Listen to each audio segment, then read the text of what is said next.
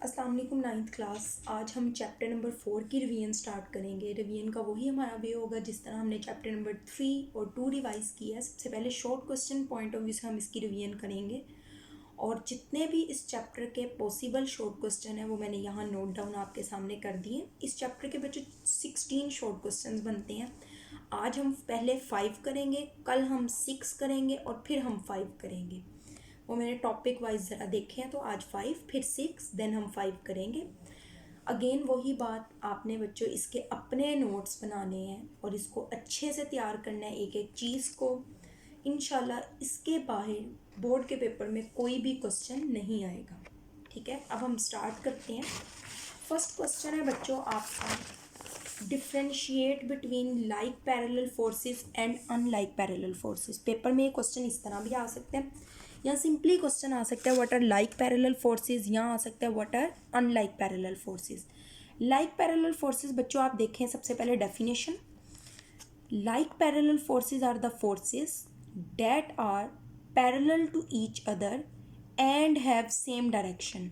Like parallel forces ऐसी parallel forces हैं जो एक दूसरे के पैरेलल हों और उनकी डायरेक्शन क्या हो, सेम हो। इनको क्या कहते हैं, like parallel forces. Unlike parallel forces बच्चों क्या होती हैं, unlike parallel forces are the forces, ये भी फोर्सेस हैं, that are parallel to each other, ये भी एक दूसरे के पैरेलल होती हैं, and have direction opposite to each other, लेकिन इनकी जो डायरेक्शन होती है, सिमत होती है, वो एक दूसरे के मुखालिफ होती है। एग्जाम्पल में बच्चों आपको एग्जाम्पल की डिटेल देने की ज़रूरत नहीं है, बट आपकी मर्ज़ी, अगर आप देना चाहें तो आप बुक से ऐड कर लें। लाइक पैरेलल फोर्सेस की एग्जाम्पल में देखें, it is a bag of Apple. ठीक है, एक बैग है, शॉपर है, ठीक है, उसमें एप्पल्स हैं, हर सेब का वज़न नीचे की तरफ लग रहा है, तो सारी फोर्सेस क्या हुई, पैरेलल हुई और इनकी डायरेक्शन क्या हुई, सेम हुई। तो वेट ऑफ ईच एप्पल, हर सेब का वज़न क्या है, लाइक पैरेलल फोर्सेस है। आगे देखें बच्चों, अनलाइक पैरेलल फोर्सेस, यहाँ पे आपको एक स्टैंड दिखाया गया, डोरी बांधी गई है, स्ट्रिंग है, स्ट्रिंग में टेंशन जो है बच्चों वो ऊपर की जानिब लग रही है, जबकि वेट जो है एप्पल का वो नीचे की जानिब लग रहा है। तो अनलाइक पैरेलल फोर्सेस है अलोंग द सेम लाइन, ये एक ही लाइन बना रही है, तो ये हो गई आपकी unlike parallel forces. Next question है बच्चों, रिजल्टेंट फोर्स। सबसे पहले definition, a resultant force is a single force. Resultant force एक सिंगल फोर्स होती है that has the same effect as the combined effect of all the forces to be added, जो उन्हीं असरात की हामिल होती है, उन्हीं मुश्तरका फोर्सेस की जिनको जमा किया गया होता है। लेट्स सपोज बच्चों एक बॉडी पे 4 न्यूटन की 2 फोर्सेस लग रही हैं, 8 न्यूटन उसका रिजल्टेंट होगा, तो चाहे उस बॉडी पे एक ही 8 न्यूटन की फोर्स लगा दें, चाहे 4 न्यूटन की 2 फोर्सेस लगा दें, that will have same affect. अब ये आप 2 फोर्सेस देख रहे हैं, ए फोर्स है, बी फोर्स है, इसको हमने ए बी को जमा किया तो ये आपके पास आर जो है it is a resultant force. Force is a vector quantity, force जो है बच्चों ये बुलेट पॉइंट है आपका, मैं ये बुलेट पॉइंट का निशान लगाना भूल गई हूँ। Force is a vector quantity, force जो है वो एक वेक्टर क्वांटिटी है, that can not be added bye simple arithmetical rule, जिसको सादा हसाबी तरीक़ाकार से जमा नहीं किया जा सकता। Forces are added by head to tail rule, forces को हेड टू टेल रूल से जमा किया जाता है, बस इतना ही। नेक्स्ट बच्चों क्वेश्चन नंबर 3 है। क्वेश्चन नंबर 3 है, पेपर में क्वेश्चन आ सकता है आपको, addition of forces, how forces can be added, या क्वेश्चन आ रहा है what is head to tail rule. सबका क्वेश्चन का आंसर सेम है। Force is a vector quantity, force एक वेक्टर मिकदार है, it has both magnitude and direction, इसकी मिकदार और सिमत दोनों होती हैं सॉरी, देयरफॉर इस वजह से forces can not be added by ordinary arithmetical rule, forces को सादा हसाबी तरीके से जमा नहीं किया जा सकता। One of the methods for the addition of forces is graphical method, forces को जमा करने के डिफरेंट मेथड्स हैं, लेकिन उनमें से एक तरीक़ाकार जो है उसको कहते हैं ग्राफिकल मेथड। ग्राफिकल मेथड में यानी इन दिस मेथड, इस ग्राफिकल तरीके में forces can be added by head to tail rule, forces को बच्चों हेड टू टेल रूल के ज़रिए जमा किया जा सकता है। अब हेड टू टेल रूल क्या होता है, चाहे पूछा जाए एडिशन ऑफ फोर्सेस, चाहे हेड टू टेल रूल, फिर भी आपने स्टार्ट में ये लिखना है, बाद में ये लिखना है। हेड टू टेल रूल को आप अंडरलाइन करेंगे हाईलाइट करने के लिए। अब उसकी डेफिनेशन स्टार्ट हो रही है, आप इन्वर्टेड कॉमास देख रहे हैं।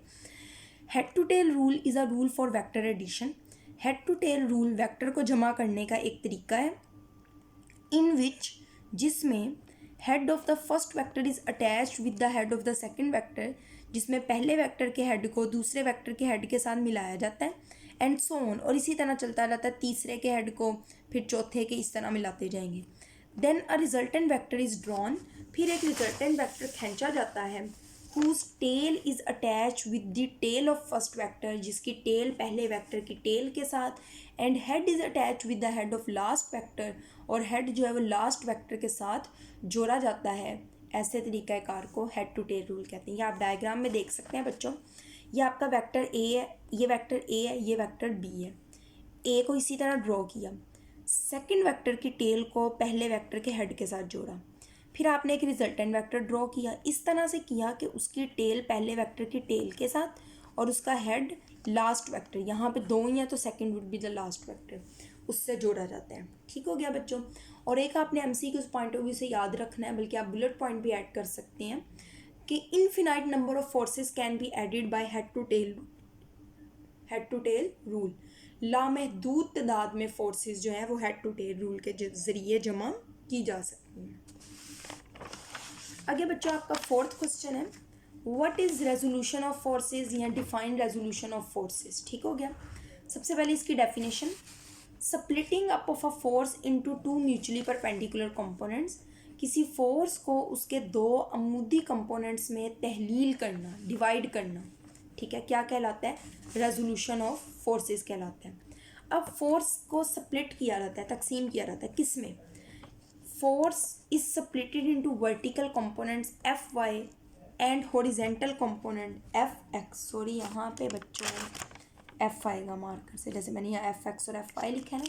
फोर्स F को हम अमूदी कंपोनेंट Fy और Fx में तहलील कर सकते हैं। Vertical component Fy, horizontal component Fx। So F is equal to Fx plus Fy। Fx का फॉर्मूला होता है F cos थीटा, Fy का फॉर्मूला होता है F साइन थीटा। बल्कि बच्चों आप इनके आगे ब्रैकेट में लिख सकते हैं हॉरिजॉन्टल कंपोनेंट, वर्टिकल कंपोनेंट, उफकी कंपोनेंट, अमूदी कंपोनेंट। आगे क्वेश्चन है, व्हाट आर परपेंडिकुलर कंपोनेंट्स। अमूदी कंपोनेंट्स क्या है बच्चों, व्हाट आर परपेंडिकुलर कंपोनेंट्स, उसके हम डेफिनेशन देखेंगे। डेफिनेशन है, a force is formed from two mutually perpendicular components.